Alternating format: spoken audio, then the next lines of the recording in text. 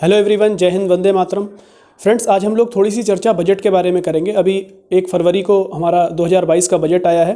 केंद्र सरकार ने 1 फरवरी को बजट पेश किया संसद में, तो उसके बारे में थोड़े से हम एग्जाम के पॉइंट ऑफ व्यू से इंपॉर्टेंट पॉइंट देखेंगे। हालांकि पूरे बजट की चर्चा हम लोग नहीं करेंगे, लेकिन जो इंपॉर्टेंट पॉइंट है वो मैंने यहाँ पर लिख रखे हैं। आप लोग चाहो तो इसका स्क्रीनशॉट ले सकते हो, और इसके अलावा जो और इम्पॉर्टेंट बातें हैं वो मैं बोलूँगा, और आप लोगों को इम्पॉर्टेंट जो बातें लगी आप उनको लिख सकते हैं। तो बजट के बारे में अगर हम बात करें तो पॉलिटी में अगर बात करें, संविधान में अगर बात करें, तो केंद्र सरकार का जो बजट है इसका प्रावधान अनुच्छेद 112 में किया गया है। अनुच्छेद 112 में बजट शब्द का कहीं भी उल्लेख नहीं है। इसके लिए वार्षिक वित्तीय विवरण शब्द का प्रयोग किया गया है। ठीक है, ये जो बजट है वो फ्रांसीसी भाषा के एक शब्द से आया है, जो हम बजट शब्द का प्रयोग करते हैं, जिसका मतलब होता है चमड़े का थैला। तो पहले जो बजट होता था उसके जो डॉक्यूमेंट्स होते थे वो चमड़े के थैले में रखकर लाए जाते थे, और इस कारण से उसको बजट नाम दिया गया। हालांकि अब आपने देखा कि नरेंद्र मोदी सरकार आने के बाद से, जो बीजेपी गवर्नमेंट आई है, इसके बाद से थोड़ा सा इसमें बदलाव किया गया। अब बजट को लाल कपड़े में लपेट कर लाया जाता है। पहले डॉक्यूमेंट्स लाए जाते थे लाल कपड़े में लपेट कर, निर्मला सीतारमण जी पहली बार लाई थी, और उसके बाद अब टैबलेट को रखकर लाया जाता है। यानी अब पेपरलेस बजट हो चुका है हमारा। पिछली बार 2021 में पहली बार पेपरलेस बजट पढ़ा गया था, यानी जो बजट था उसके कोई डॉक्यूमेंट नहीं थे, वो टैबलेट के अंदर ही था, उसी टैबलेट में देख के उसको पढ़ा गया था। और इस बार भी दूसरी बार ऐसा हुआ है जबकि टैबलेट से ही बजट को पढ़ा गया। ठीक है, इसके अलावा 1955 तक, यानी हमारा जब देश आज़ाद हुआ 1947, उसके बाद से जो बजट था वो 1955 तक अंग्रेजी में छपा करता था, सिर्फ अंग्रेजी भाषा में आता था, और 1956 में पहली बार ये हिंदी में छपने लगा। तो पहले अंग्रेजी में 1955 तक, उसके बाद 1956 से ही हिंदी में भी छपना शुरू हो गया। इसके अलावा अगर आप देखें, पहले बजट फरवरी माह के अंतिम दिन में पेश किया जाता था, लेकिन मोदी गवर्नमेंट जब आई है तो मोदी सरकार ने इसको बदलकर, जो बीजेपी गवर्नमेंट आई, इसने इसका टाइम चेंज कर दिया। कहने का मतलब जो 2016 तक की अगर बात करें, यानी 2016 में आप देखें तो रेल बजट और आम बजट जो थे वो अलग अलग पेश हुआ करते थे। यानी रेल बजट आम बजट से अलग पेश हुआ करता था, लेकिन 2017 में कुछ बदलाव हुए, जिसमें पहला बदलाव तो ये हुआ कि 2017 में जो बजट था वो फरवरी के आखिरी दिन पेश ना होकर 1 फरवरी से पेश होना शुरू हुआ। और दूसरी बात ये बदलाव हुआ कि रेल बजट और आम बजट को आपस में मिला दिया गया, इनका विलय हो गया। अब रेल बजट अलग से पेश नहीं किया जाता है। ठीक, ये बातें आपको ध्यान में रखनी है। इसके अलावा सबसे ज़्यादा बार बजट किस व्यक्ति ने पेश किया है, तो उनका नाम है मोरारजी देसाई। उन्होंने कुल 10 बार बजट पेश किया है, सबसे ज़्यादा बार बजट पेश किया। सबसे पहली बार जो बजट पेश किया था महिलाओं में, वो श्रीमती इंदिरा गांधी ने किया था, एक वित्त मंत्री के रूप में। उस समय वो प्रधानमंत्री भी थी, और उसके अलावा वो वित्त मंत्री का पदभार भी संभाल रही थी। निर्मला सीतारमण बजट पेश करने वाली दूसरी महिला वित्त मंत्री हैं। ठीक है, लेकिन अगर पूर्ण उसमें देखें, केवल अगर वित्त मंत्रालय है उनके पास निर्मला सीतारमण के, इस हिसाब से वो पहली हैं। लेकिन अगर आप महिलाओं के रूप में देखें तो दूसरी महिला कहलाएंगी, क्योंकि श्रीमती इंदिरा गांधी इनसे पहले बजट एक बार पेश कर चुकी हैं। ठीक है, तो ये कुछ फैक्ट्स थे। इसके अलावा अब हम यहाँ पर देखते हैं इंपॉर्टेंट बातें इस बार के बजट की क्या हैं। पहली बात, आप यहाँ पर देख सकते हो बजट का आकार। इस बार जो बजट आया है वो 39.45 लाख करोड़ रुपीज़ का, यानी पिछली बार से ये बड़ा बजट है। और लगभग, ये तो एस्टीमेट है, ये अनुमान है, और अनुमान ये है, लेकिन आगे जाकर ये बजट अगली साल हमें 40 लाख करोड़ के ऊपर देखने को मिल सकता है। क्योंकि पिछली बार का भी जो बजट आया था लगभग 35 लाख करोड़ के आसपास का था, लेकिन बाद में जाकर वो 37 लाख करोड़ का बन गया। तो इसमें भी 1-2 लाख करोड़ रुपए आगे बढ़ सकते हैं। लेकिन हालांकि अभी आकार कितना है, अगर एग्जाम में आता है तो हम कहेंगे 39.45 लाख करोड़ रुपीज़, ये इसका अनुमान है। इस बार का अनुमानित जो राजकोषीय घाटा है, फिजिकल डिफिसिट जो है 2022-23 के लिए, वो 6.4% ऑफ जीडीपी है। यानी जीडीपी का 6.4% ही हमारा राजकोषीय घाटा है। इसके अलावा अनुमानित जीडीपी ग्रोथ, इस बार के बजट में जीडीपी ग्रोथ का जो अनुमान लगाया गया है वो 9.27% की ग्रोथ का अनुमान लगाया गया है। हालांकि देखते हैं वो कितनी रहती है, अनुमानित है। ठीक है, इसका एक अनुमान लगाया गया है, वास्तविक अभी हमें पता नहीं है, वो इस साल के ख़त्म होने के बाद पता चलेगी।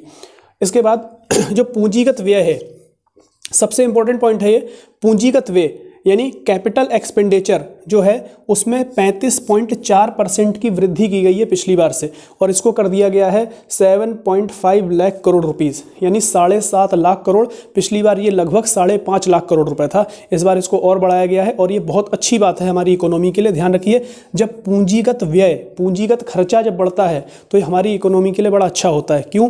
पूंजीगत व्यय करके सरकार ऐसी वस्तुओं को बनाती है जो कि आगे तक हमारे काम आए, जैसे हॉस्पिटल्स बनाती है, स्कूल्स बनाती है, ब्रिज बनाती है, पुल बनाती है, इस तरह की चीज़ें बनाई जाती है, सड़कें बनाती है, इस तरह की चीज़ें जिसमें इंफ्रास्ट्रक्चर क्रिएट होता है, रोजगार भी मिलता है और वो लंबे समय तक चलती हैं। ऐसी चीज़ों को पूंजीगत व्यय से बनाया जाता है। ठीक है।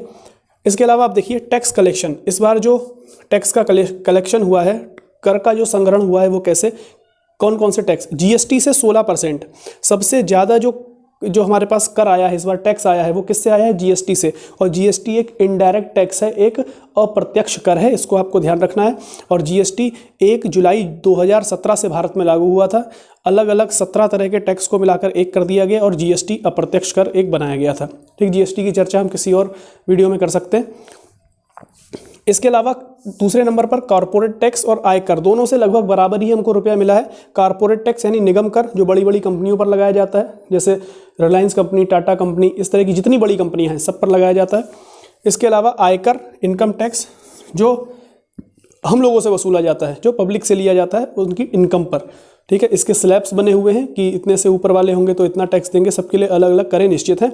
और सबसे इंपॉर्टेंट बात है, इस बार के स्लैब में और इस बार का जो टैक्स स्लैब है उसमें कोई बदलाव नहीं हुआ है। पिछली बार जितना टैक्स स्लैब था उतना ही इस बार है। उसके बाद एक्साइज ड्यूटी से 7% और कस्टम ड्यूटी से 5%। एक्साइज ड्यूटी होता है उत्पाद कर, यानी भारत के अंदर कंपनियां जो उत्पादन करती हैं उस उत्पाद पर जो शुल्क लगाया जाता है उसको एक्साइज ड्यूटी कहते हैं। और बाहर से आने वाले सामानों पर जो कर लगाया जाता है उसको कस्टम ड्यूटी कहते हैं। इसको हिंदी में सीमा शुल्क कहा जाता है। इसको क्या कहा जाता है, सीमा शुल्क।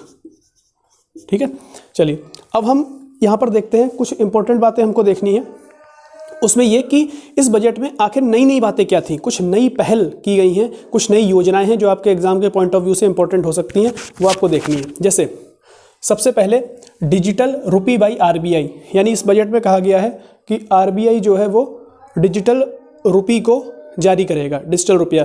जैसे कि अभी आप सुन रहे थे डिजिटल करेंसी, जिसमें क्रिप्टो करेंसी इत्यादि थी, लेकिन यहाँ आरबीआई से कहा गया है कि आरबीआई अपनी डिजिटल करेंसी लागू करे, मतलब जारी करे डिजिटल करेंसी। ठीक है, डिजिटली, ये डिजिटल का मतलब हुआ कि आप इसको छू नहीं सकते, ये डिजिटली होगी। ठीक है, डिजिटल होगी। दूसरा है 5 नदी जोड़ो परियोजनाएं शुरू की जा रही हैं। कितनी, 5। अब कौन कौन सी हैं वो ध्यान रखनी है। पहली है दमनगंगा पिंजल, ये नदी हैं, दमनगंगा नदी और पिंजल नदी को जोड़ने का कार्य किया जाएगा। और ये दमनगंगा नदी जो है वो दमन में है, और यानी ये जो परियोजना है वो गुजरात और महाराष्ट्र की है। गुजरात और महाराष्ट्र, इसमें 2 राज्य शामिल हैं। इसके अलावा पार, नर्मदा, ताप्ती, इन 3 नदियों की परियोजना, इसमें गुजरात महाराष्ट्र दोनों राज्य शामिल हैं। यहाँ भी गुजरात महाराष्ट्र और यहाँ भी गुजरात महाराष्ट्र। इसके अलावा गोदावरी कृष्णा, इसमें आंध्र प्रदेश शामिल है, आंध्र प्रदेश। इसके अलावा इसमें कर्नाटक, दोनों राज्य शामिल हैं। कृष्णा पेन्नार, ये भी दक्षिण भारत की नदी जोड़ो परियोजना है। पेन्नार और कावेरी, ये भी दक्षिण भारत की नदी जोड़ो परियोजनाएं हैं। तीसरी जो बहुत इंपॉर्टेंट है वो है पीएम डिवाइन योजना। ये हमारे पूर्वोत्तर राज्यों के लिए लाई गई है, जिसमें कि 8 राज्य हैं। इसका जो फुल फॉर्म है वो है प्रधानमंत्री यानी PM, prime minister, DEV for development initiative for north east, यानी नॉर्थ ईस्ट पूर्वोत्तर क्षेत्रों के विकास के लिए पहल। इस योजना का नाम है पीएम डिवाइन। इस तरह से आपको याद रखना है, तो ये पूछा जा सकता है पीएम डिवाइन योजना किसके लिए लाई गई है, तो आप कहेंगे नॉर्थ ईस्ट रीजन के लिए, यानी पूर्वोत्तर भारत के राज्यों के लिए, जिसमें 8 राज्य आते हैं, सिक्किम, अरुणाचल प्रदेश, असम, मणिपुर, नागालैंड, मिजोरम, त्रिपुरा, मेघालय, 7-8 राज्य हो गए। ठीक है, इसके अलावा पीएम गति शक्ति प्लान, पीएम गति शक्ति प्लान ये बहुत इंपॉर्टेंट है। पीएम गति शक्ति प्लान, और इसके अंतर्गत भारत के अंदर विश्व स्तरीय वर्ल्ड लेवल का इंफ्रास्ट्रक्चर तैयार किया जाएगा।